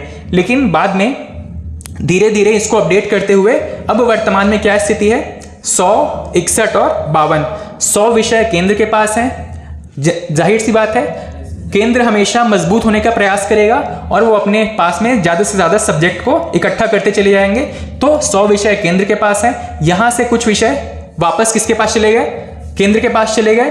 ठीक है, समवर्ती सूची जहां पे 52 विषय है, इसमें भी मैंने आपको बताया था कि जब विवाद वाली स्थिति उत्पन्न हो जाए तो कौन डोमिनेट करेगा? किसका विशेषाधिकार काम आएगा? यहाँ पे केंद्र का विशेषाधिकार काम आएगा। इस तरीके से 52 विषय यहाँ पे हैं। इसमें भी आप कह सकते हैं कि ज्यादा पावर किसके पास है? केंद्र के पास में। उसके बाद में शेड्यूल नंबर 8, अनुसूची 8 में क्या दी गई है? भाषाएं। मूल रूप से कितनी भाषाएं थी? 14 भाषाएं थी। पूरे भारत में जो 14 भाषाएं थी उसको हमने संविधान की 8वीं अनुसूची के अंदर शामिल किया था। लेकिन धीरे धीरे जैसे ही पब्लिक का डिमांड अलग अलग समय अलग अलग राज्यों से आता गया, वैसे वैसे इसमें भाषाओं को ऐड करते चले गए और वर्तमान में कितने हैं? 22 भाषाएं हैं। अलग अलग समय पे संशोधन करते हुए लैंग्वेज को ऐड किए गए। ठीक है, इस प्रकार कुल वर्तमान में कुल कितने हो गए हैं? 22 भाषाएं हो गई। उसके बाद में जैसा हमने शुरुआत में डिस्कस किया था कि संविधान जब लागू हुआ था तो कुल कितने अनुसूचियां थे? 8 अनुसूचियां थे। लेकिन अलग अलग समय पे कुछ ऐसे चुनौतियां भारत के सामने आई कि हमें यहाँ पे कुछ और शेड्यूल ऐड करने की जरूरत पड़ी। 26 जनवरी 1950 को संविधान लागू हुआ था, लेकिन 1951 आते आते हमें इसमें एक और शेड्यूल ऐड करने की जरूरत पड़ गई थी, और ये हमारा सबसे पहला संविधान संशोधन था। पहला संविधान संशोधन किस चीज के लिए था? 9वां अनुसूची ऐड करने के लिए। और इस 9वीं अनुसूची में क्या दिया गया था? इसको आप एक शब्द में याद रखना चाहें तो याद रखेंगे भूमि सुधार। मैंने आपसे कुछ शब्द डिस्कस किए थे। एक शब्द था चकबंदी, एक था हदबंदी, और एक शब्द क्या था? काश्तकारी। ठीक है, तो यहां पे जो चकबंदी संबंधी कानून था वो यहीं पर शेड्यूल 9 में था। ठीक है, चकबंदी जो था यहां पर शेड्यूल नंबर 9 से संबंधित है। इसकी चर्चा हम थोड़ा सा और डिस्कस करने वाले हैं। फिलहाल देखते चलना कि शेड्यूल नंबर 10, इसमें भी संशोधन की जरूरत पड़ी। शेड्यूल नंबर 9 कब जोड़ा गया? 1951 में। उसके बाद में 1985 आते आते हमें एक और शेड्यूल की जरूरत पड़ गई, जहां पे क्या बताया गया है? दल बदल रोधी कानून, दल बदल निरोधक कानून। ये किससे संबंधित है? आपका कोई पार्टी वगैरह बदल देता है जनता, हाँ, जो राजनीतिक दल हैं इनमें किस तरीके से लोगों की सदस्यता आनी है जानी है, इससे संबंधित जो प्रावधान है, जो कानून बनाए गए हैं, वो कहां पे है? शेड्यूल नंबर 10 में, दल बदल रोधी कानून में। इसका निर्माण कब किया गया है? 1985 में। किस क्रम का संशोधन किया गया था इसके लिए? 52वें क्रम का संशोधन किया गया। इसको हम कहते हैं 52वां संविधान संशोधन, 52nd कॉन्स्टिट्यूशनल अमेंडमेंट एक्ट। ठीक है, जहां जहां पे भी फ्यूचर में मैं ये CAA लिखता चलूंगा, इसका मतलब है कॉन्स्टिट्यूशनल अमेंडमेंट एक्ट। ठीक है, तो 52वां संविधान संशोधन 1985 में दल बदल रोधी कानून के रूप में 10वां शेड्यूल ऐड करने के लिए किया गया था। उसके बाद में 11वां और 12वां शेड्यूल, आप इसको याद रखेंगे इस तरीके से 1992, 93। अलग अलग किताबों में ये डेट में थोड़ा सा वेरिएशन मिलेगा, इसको याद रखिएगा 92, 93। 11वां जो शेड्यूल है वो किसके लिए है?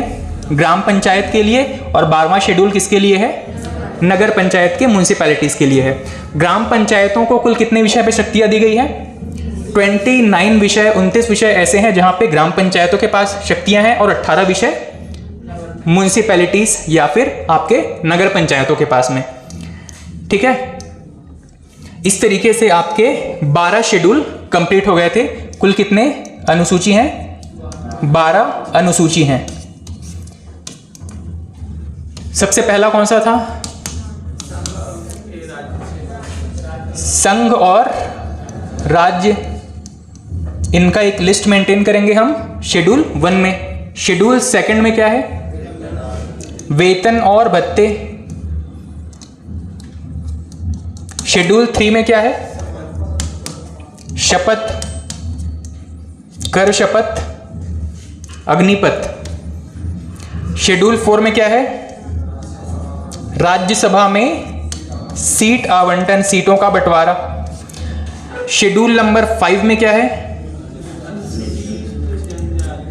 अनुसूचित क्षेत्रों के बारे में।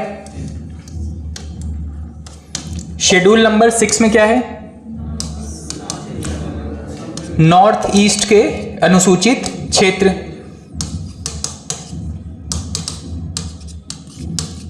इसमें कोई 4 क्षेत्र थे क्या? कौन कौन से क्षेत्र हैं? नॉर्थ ईस्ट के असम, मेघालय, मिजोरम और त्रिपुरा। असम, मेघालय, त्रिपुरा और मिजोरम, ये 4 क्षेत्र हैं नॉर्थ ईस्ट के अनुसूचित क्षेत्रों के तौर पे। फिर है शेड्यूल 7, शक्तियों का विभाजन, शक्तियों का बंटवारा। कौन कौन से हिस्सों में बांटा गया था इसको? 3 विषय अलग अलग थे, 3 भाग थे। कौन सा पहला है, कौन सा? केंद्र सूची या संघ सूची, दूसरा राज्य सूची, तीसरा समवर्ती सूची। केंद्र सूची के लिए कितने विषय हैं वर्तमान में? 100। राज्य के पास 61 61 और समवर्ती के पास 52। शेड्यूल 8 में क्या रखा गया है? भाषाएं। संविधान में कुल कितनी भाषाएं रखी गई थी शुरुआत में? 14, बढ़ के कितनी हो गई हैं? 22 भाषाएं हो गई हैं। शेड्यूल 9 में क्या है? भूमि सुधार संबंधी कानून। शेड्यूल 10 में क्या है? दल बदल रोधी कानून। शेड्यूल 9 कब लाया गया था? 1951 में। दल बदल 1985 52वां संशोधन के अंतर्गत लाया गया था। शेड्यूल 11 पंचायत, ग्राम पंचायतों के बारे में था। कब लाया गया था? 90, 92, 93 कहेंगे इसको। और लास्ट में कौन सा है? नगर पंचायत, या कह सकते हैं कि इसको म्युनिसिपैलिटीज, नगरीय निकाय कहेंगे, ज्यादा अच्छा होगा क्योंकि सारा कुछ कवर हो जाएगा वहां पे।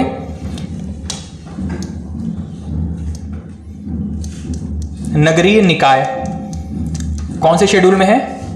12वें शेड्यूल में है। कब लाया गया था? 92, 93 के आसपास लाया गया था। ठीक है, ये आपके पूरे 12 शेड्यूल हो गए। आप सभी को याद हो गए होंगे, तो जिनको याद है बताते चलेंगे। आपको याद है सारे 12 शेड्यूल? याद नहीं हुआ? जितने याद आ रहे हैं वो बताते चलना। जहां जहां पे रुकने की जरूरत है, जो आपको याद करवाने की जरूरत है, वो करते चल रहा हूं मैं। ठीक है, तो शेड्यूल 1 में क्या था? संघ और राज्य। शेड्यूल 2 में क्या है? जिनसे पूछा जा रहा है वो बताते चलेंगे। शेड्यूल 2 में क्या है मैडम? नहीं याद आ रहा है? ठीक है, शेड्यूल 2 में वेतन और भत्ते। शेड्यूल 4 में क्या है? शेड्यूल 4 याद नहीं आ रहा है। शेड्यूल 5 में क्या है? राज्यसभा। शेड्यूल 10 में क्या है मैम? समस्या हो जाएगी ऐसे करके याद रखेंगे तो। ठीक है, कुछ शॉर्टकट होना चाहिए इसके लिए।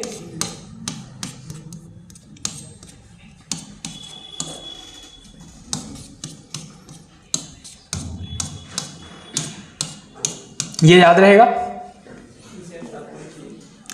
टीयर्स ऑफ ओल्ड पीएम, पुराने किसी प्रधानमंत्री के आंसुओं की चर्चा हो रही है। Tears of old PM.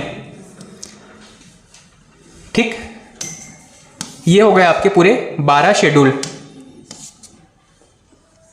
ठीक, ये याद रहेगा। टीयर्स ऑफ ओल्ड पीएम, ये आपके 1 2 3 4 5 6 7 8 9 10 11 12 शेड्यूल इसमें कवर होंगे। सबसे पहला है आपका टी। टी से याद रखिएगा टेरिटरी। किसकी बात हो रही है यहाँ पे? टेरिटरी या राज्य क्षेत्र की बात हो रही है, जिसमें क्या क्या शामिल है? आपके राज्य, जिसको कि हम प्रांत कहते हैं, और आपके यूनियन टेरिटरी। ठीक है, प्रांत और यूनियन टेरिटरी किसमें शामिल है? शेड्यूल 1 में। ई से याद रखिएगा अर्निंग। अर्निंग किससे होती है? वेतन, वेतन और भत्तों से होती है अर्निंग। ठीक है, शेड्यूल 2 में क्या है? अर्निंग। शेड्यूल 3 में क्या है? शपथ।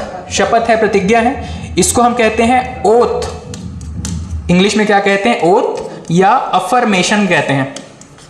अफर्मेशन कहते हैं इसको। ठीक है, तो आपको जो भी एक शब्द सुटेबल लगे, ओथ या अफर्मेशन, याद रखिएगा ए से। उसके बाद में आर से तो राज्यसभा है। एस से शेड्यूल्ड एरिया। शेड्यूल्ड एरिया के बारे में हमने बात किया था। शेड्यूल्ड एरिया में कुछ छूट गए थे, उसको हमने क्या रखा? किसमें रखा है? अदर 4 के अंदर। अदर 4 में क्या है?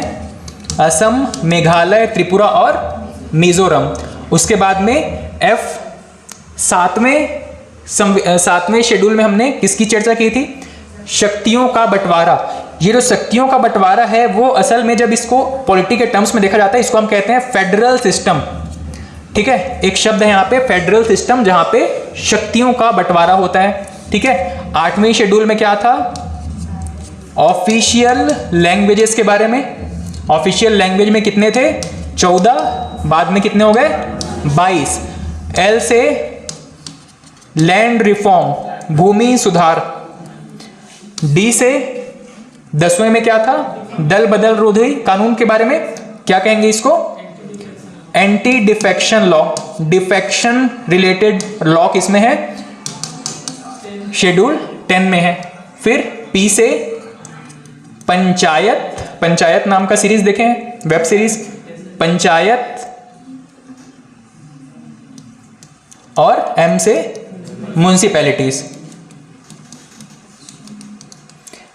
ठीक, ये आपके 12 शेड्यूल के लिए एक एक्रोनिम हो गया, जिसको कि आप इस 12 जो कह सकते हो कि शब्द हैं उससे याद रखिएगा। टी से हो गया आपका टेरिटरी, आपके किसके बारे में बताया है? भारत में जितने राज्य हैं या प्रांत हैं और यूनियन टेरिटरी है, इन सभी का लिस्ट शेड्यूल 1 में रखेंगे। शेड्यूल 2 में अर्निंग, जहां पे अर्निंग किससे हो रही है? वेतन और भत्तों से। वेतन भत्तों की चर्चा कहां पे है? शेड्यूल 2 में। 3 में है आपके ओथ या अफर्मेशन। ठीक है, ओथ या अफर्मेशन की चर्चा, शपथ की चर्चा कहां पे है?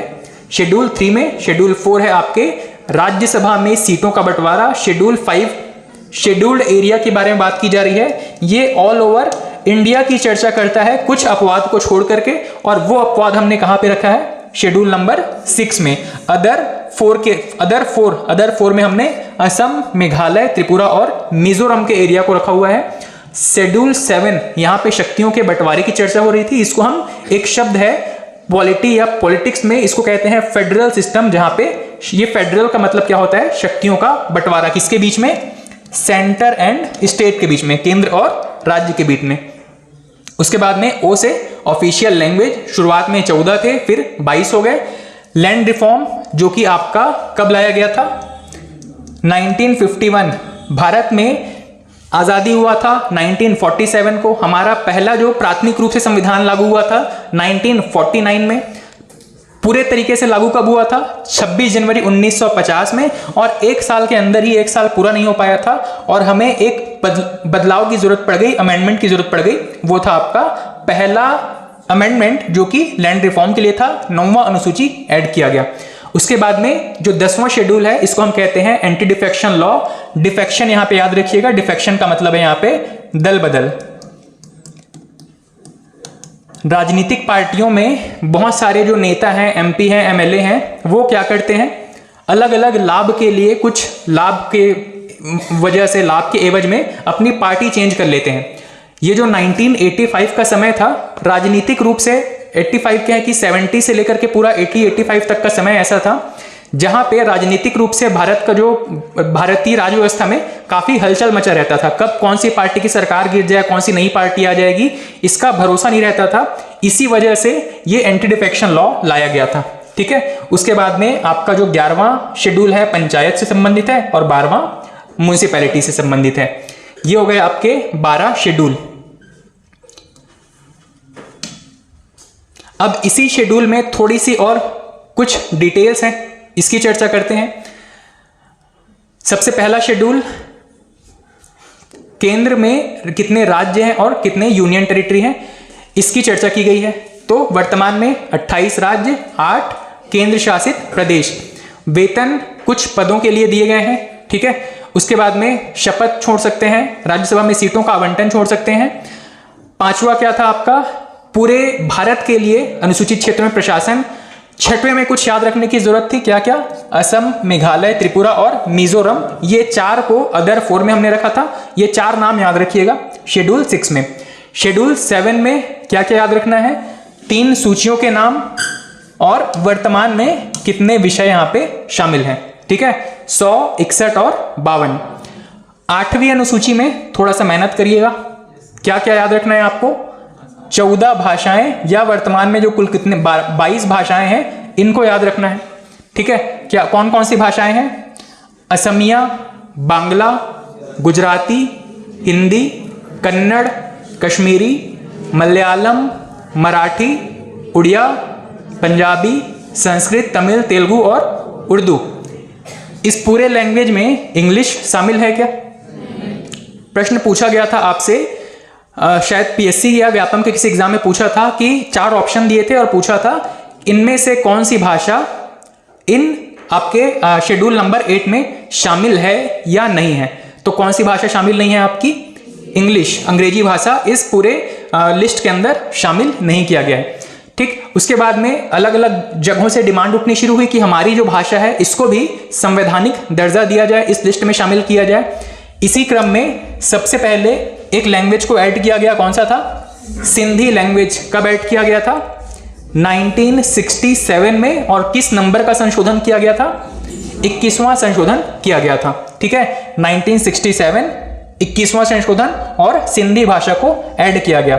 उसके बाद में 1992 एक और संशोधन किया गया, 71 या 71st कॉन्स्टिट्यूशनल अमेंडमेंट। कौन कौन से लैंग्वेज ऐड किए गए? मणिपुरी, नेपाली और कोंकणी, ये 3 लैंग्वेज ऐड किए गए थे। उसके बाद में 92nd कॉन्स्टिट्यूशनल अमेंडमेंट सन 2002 में यहां पे 4 लैंग्वेज ऐड किए गए। कौन से? बोडो, मैथिली, संथाली और डोगरी। ठीक, इस प्रकार शुरुआत के 14 भाषाएं और उसके बाद में ये अलग अलग समय पे 8 भाषाएं ऐड करते हुए कुल कितने भाषाएं हो गई? 22 भाषाएं हो गई। सर, हाँ, 8वीं अनुसूची में कोई भी भाषा को मतलब सम्मिलित करते हैं तो उसका फायदा क्या होता है? 8वीं अनुसूची में जब कोई भाषा को शामिल किया जाता है उसका सबसे बड़ा बेनिफिट ये है कि संसद में जब भी कोई बिल आता है, प्रस्ताव आता है, वो उस लैंग्वेज में भी, शेड्यूल में जितने 22 भाषाएं हैं सभी में कन्वर्ट करके उसको उन लोगों को दिया जाता है जो उस लैंग्वेज से संबंधित लोग वहां पे बैठे हुए होते हैं। ठीक है सर, और जैसे कि इंग्लिश इसमें क्या बोलते हैं? इंग्लिश बाय डिफॉल्ट है। इंग्लिश जो है वो क्योंकि हर एक राज्य में पढ़ाया जाता है, इंग्लिश में तो कोई डॉक्यूमेंट प्रिंट होता ही है, लेकिन उसके अलावा इन 22 भाषाओं में भी उसको ट्रांसलेट करके वहां पे संसद में जो काम है उसको किया जाता है। ठीक है, तो अलग अलग राज्यों की डिमांड अलग अलग समय पे होती है कि हमारी भी भाषा को वहां पे शामिल किया जाए। भाषा होने के लिए सबसे जरूरी क्या है? एक तो वहां पे लिपि होना जरूरी है। कई भाषाएं ऐसी है जिनकी की अपनी प्रॉपर लिपि नहीं है, इसी वजह से समस्या आती है कि कौन सी भाषा को शामिल करें, कौन सी को ना करें। खैर, ये एक राजनीतिक चर्चा हो जाती है कि कौन सी भाषा को क्यों शामिल करना चाहिए, क्यों नहीं करना चाहिए। अभी तो फिलहाल हमको 22 भाषाओं के नाम याद रखने हैं कि कौन कौन सी 22 भाषाएं थी। बताते चलिएगा कौन कौन सी 22 भाषाएं हैं।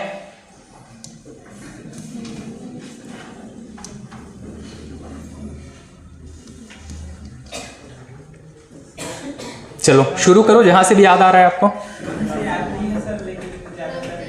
ज्यादातर याद आ जाएगा। ठीक है, शुरुआत करो। कहां से? गुजराती, ठीक है। मराठी हो गया, किसी ने पंजाबी कहा है, किसी ने मलयालम भी कहा है, मलयालम। फिर कन्नड़ भी आपने बताया, संस्कृत भी आप बता रहे हो। अच्छा, हिंदी छूट गया, हिंदी हो गया, बांग्ला हो गया, उर्दू बता दिया आपने, और तमिल और सिंधी, ठीक है, और तेलुगु हो गया, तेलुगु। फिर कोंकणी, मणिपुरी, बोडो, डोगरी, संथाली आपने बताया, मैथिली, नेपाली, और क्या बताया आपने? कोई छूट गया है अभी? कितने हो गए? 1 2 3 4 5 6 7 8 9 10 11 12 13 14 15 16 17 18 19। 3 और छूट गए आपके।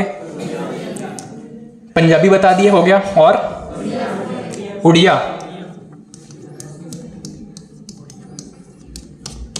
ठीक है। उड़िया नाम पहले था, अब क्योंकि देश का राज्य का नाम बदल गया है, ओडिशा कहा जाता है, लैंग्वेज को भी ओडिया कहा जाता है, ठीक है। और 20 हो गए। और कौन से छूट गए आपके? कश्मीरी, असमिया, ठीक, असम, और कश्मीरी, कश्मीरी कुछ लैंग्वेज था क्या?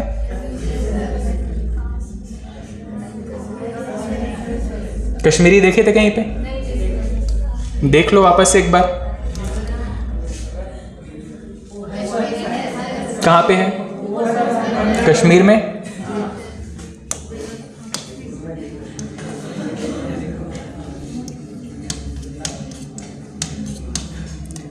हो गए 22 भाषाएं। तो ये तो सबकी मदद से आपने बता दिया, सबने थोड़ा थोड़ा कंट्रीब्यूशन किया और 22 भाषाएं आपने एग्जाम के लिए तैयार कर ली। इंडिविजुअली बता पाएंगे 22 भाषाएं? बता पाएंगे? थोड़ी देर बाद आप भी बता पाएंगे 22 भाषाएं। भाषाओं को जब आप ये लिस्ट याद रखते हो तो समस्या क्या है, ये मिसलिनियस टाइप से, मतलब कहीं से कहीं आपको मूव करना पड़ रहा है।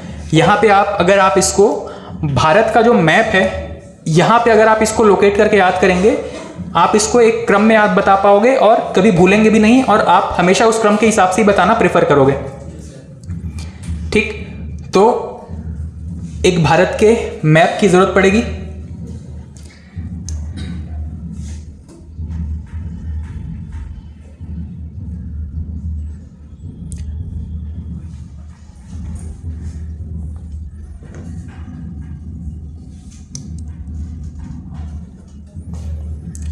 कोई ऐसा मैप जिसमें कम खिचड़ी पका हुआ हो, वो हमारे लिए ज़्यादा यूज़फुल होगा।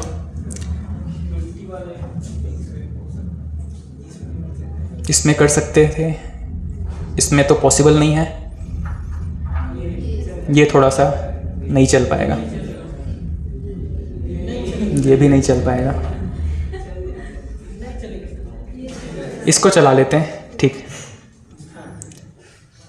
देखो शुरुआत करते हैं अगर जम्मू कश्मीर वाले क्षेत्र में। तो जम्मू कश्मीर में दो रीजन आपने दो शब्द आपने पढ़े, दो लैंग्वेजेस पढ़े, कौन कौन से? एक है कश्मीरी और एक है सिंधी। जो बाद में ऐड किए गए उनको हम एक अलग लिस्ट देखेंगे। ये जो पूरा एरिया है आपका सिंध और पंजाब वाला क्षेत्र, यहाँ पे सिंधी बोला जाता है, ठीक है, और पूरे कश्मीर में और इसके आसपास लगे हुए क्षेत्रों में कश्मीरी बोला जाता है। ठीक, उसके बाद में नीचे आएंगे, ये आपका क्या हो गया? पंजाब। पंजाब में क्या बोला जाएगा? पंजाबी बोला जा रहा है। उसके बाद में राजस्थान में कोई प्रॉपर भाषा है क्या जो शेड्यूल में है? नहीं है। गुजरात में गुजराती।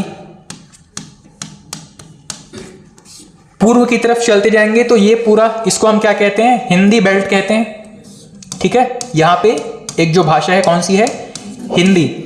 और इसी में ही ये जो उत्तर प्रदेश का आसपास का क्षेत्र है, यहाँ पे एक भाषा भी प्रचलित है। वैसे देश के कई हिस्सों में और हमारी जो हिंदी भाषा है इसमें भी हम कुछ शब्द जो है वो उर्दू का यूज करते हैं, बहुत यूज करते हैं। ठीक है, शुद्ध हिंदी हम नहीं बोल पाएंगे, हम बहुत सारे जो लैंग्वेज है वो बहुत सारे शब्द किसका यूज करते हैं? उर्दू का यूज करते हैं। ठीक है, तो हिंदी हो गया और उर्दू हो गया। इसके बाद में ये जो पूरा नॉर्थ ईस्ट बेल्ट है, ये पहले असम नाम से ही जाना जाता था।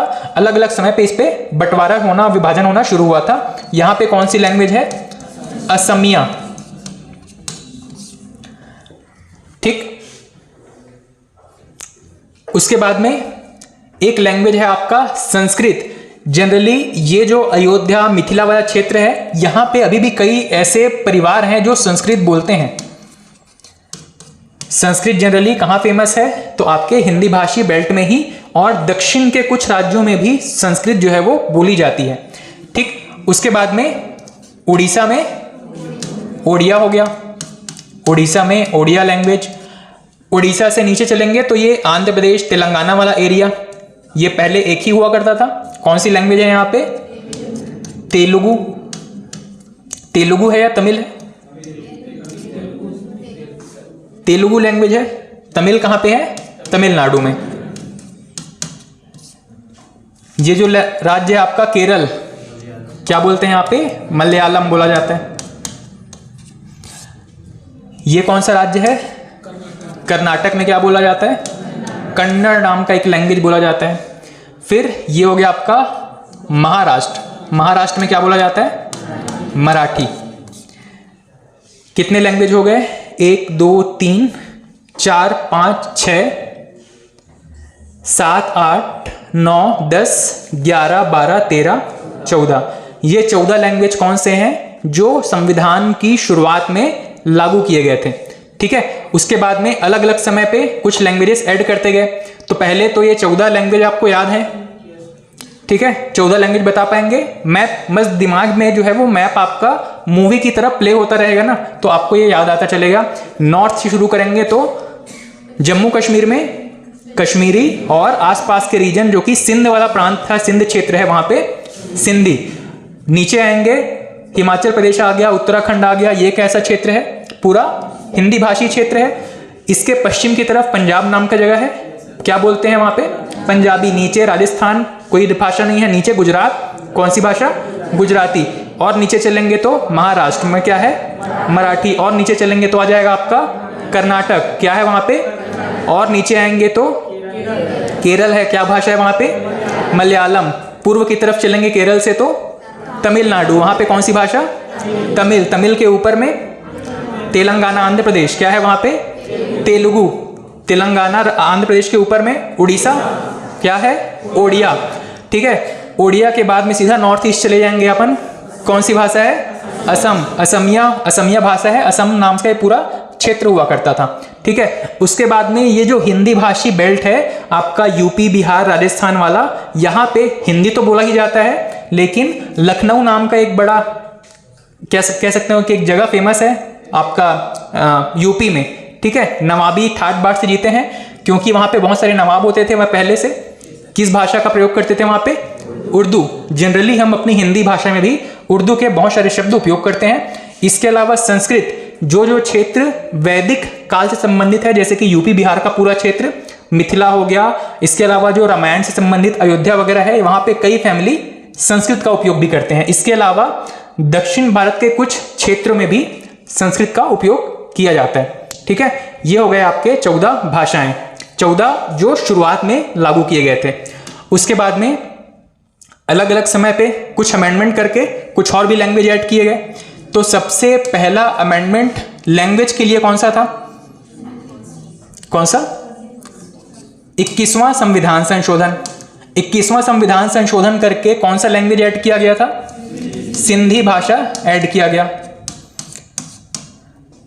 Confirm, very good. उसके हिसाब से हमारी एक गलती यहां पे क्या है, कश्मीरी और सिंधी को हमने यहां पे ऐड कर लिया है, कोई एक लैंग्वेज छूट गया है यहां पे। डोगरी भी बाद में ऐड हुआ है।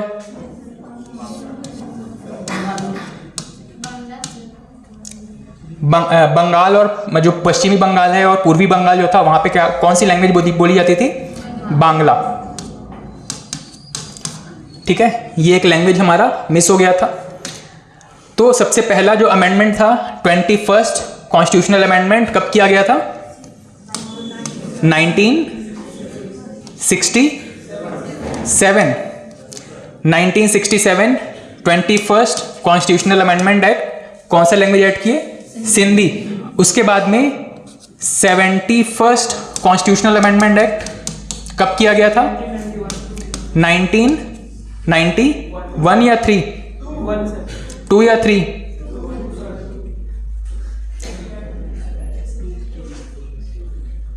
कब किया गया, 1992 को। उसके बाद में 2002 में। ठीक है, 1992 और 2002।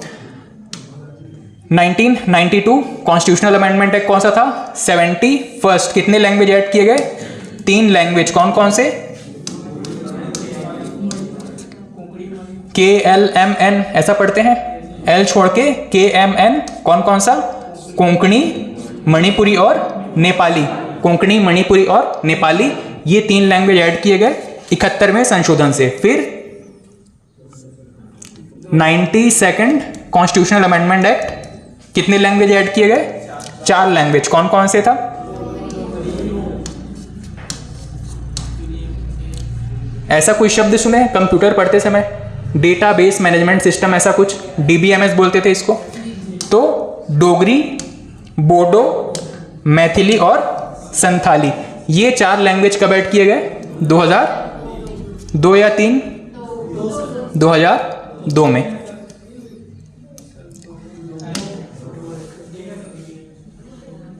ठीक, 2002 में ये 4 लैंग्वेज ऐड किए गए। ठीक है, अब 14 भाषाएं और जो बाकी के बचे हुए 8 भाषाएं हैं, इनमें से 14 तो आपने बता दिए। 8 भाषाएं कौन कौन सी है जो बाद में ऐड किया? सिंधी प्लस KL छोड़ के MN प्लस DBMS।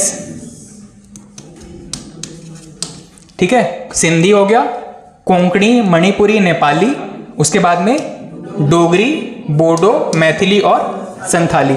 ये जो है आपके 8 लैंग्वेज अलग अलग समय पे अमेंडमेंट करके ऐड करते चले गए। ठीक है, चलिए आज क्लास में इतना रखते हैं, और नेक्स्ट क्लास में जो 22 भाग हैं इनको याद करने का प्रयास करेंगे। कितने भाग हैं हमारे संविधान के? 22 भाग। ठीक,